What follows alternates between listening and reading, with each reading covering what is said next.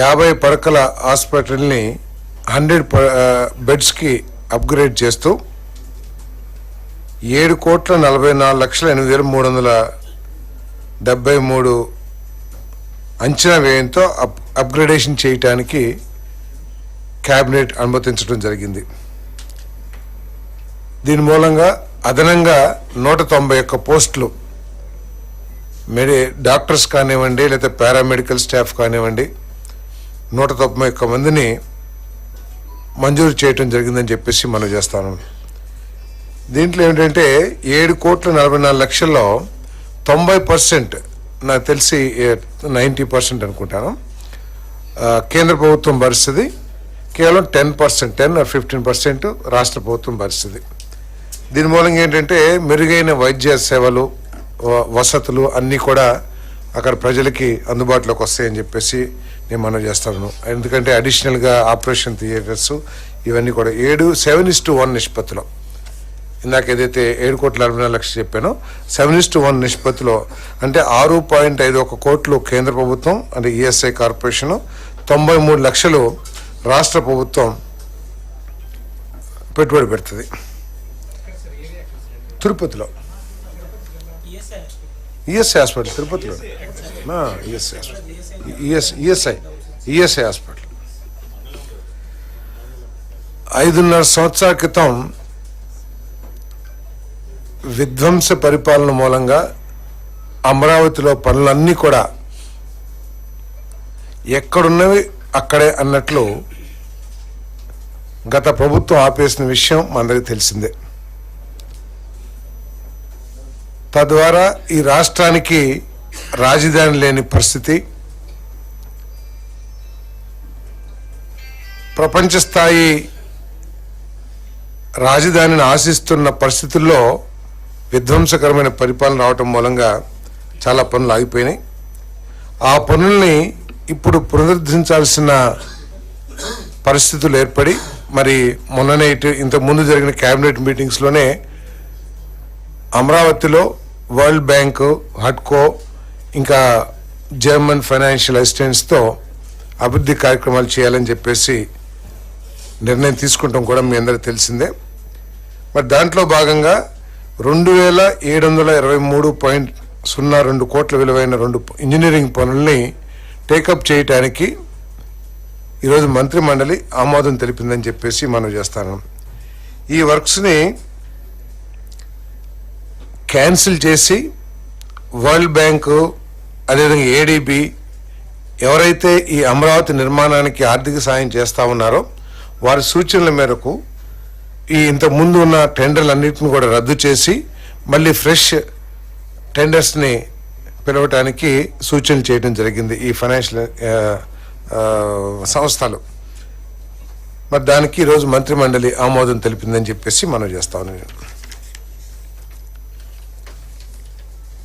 Andhra Pradesh metropolitan region and urban development authorities 2016కి సవరణలు చేయడానికి రూపొందించిన ముసాయిదా ఆర్డినెన్స్ ఆమోదం కోసం చేసిన ప్రతిపాదనకు మంత్రి మండలి ఆమోదం తెలిపింది. ఈ 3వ చట్ట సవరణతో రాజధాని మాస్టర్ ప్లాన్, మాస్టర్ ఇన్ఫ్రాస్ట్రక్చర్ ప్రణాళికలు, రాజధానిలో జోనల్ ఏరియా డెవలప్మెంట్ అవసరమైన మార్పులు చేపట్టేందుకు అవకాశం ఏర్పడిందని చెప్పేసి మనం చేస్తాను. అదేవిధంగా కొత్తగా ఏర్పడిన పిఠాపురం ఏరియా డెవలప్మెంట్ అథారిటీలో పరిపాలన సజావుగా సాగేందుకు మరియు అభివృద్ధి పనులు మరింత వేగంగా జరిగేందుకు 19 పోస్టులు మంజూరుకై చేసిన ప్రతిపాదనను మంత్రి మండలి ఆమోదించడం జరిగిందని చెప్పేసి నేను మనం చేస్తాను.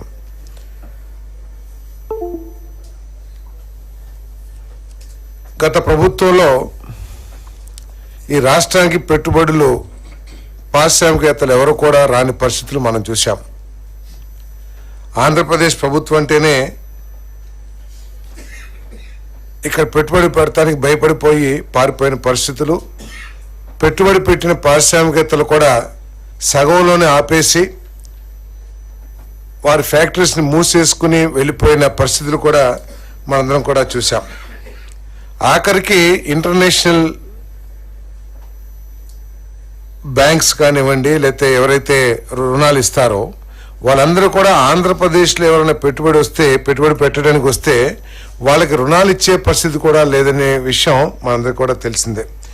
ఈరోజు అటువంటి పరిస్థితి నుంచి పూర్తిగా పరిస్థితి మారిపోయి పెద్ద పెద్ద పారిశ్రామికవేత్తలు పెద్ద పెద్ద యూనిట్స్ అన్నీ కూడా మన రాష్ట్రం వైపు చూస్తున్నాయని చెప్పేసి మీ అందరికీ మనం చేస్తాను.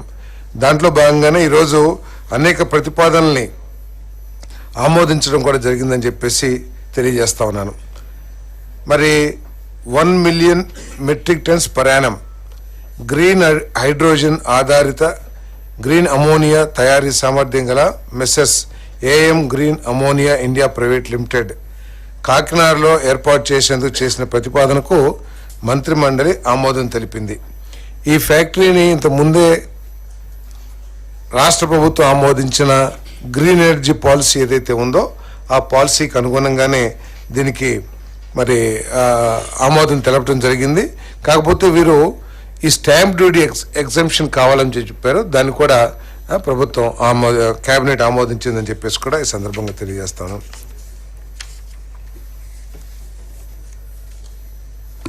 అదేవిధంగా సౌత్ ఇండియాలోనే మొట్టమొదటి solar, wind, battery storage integrated project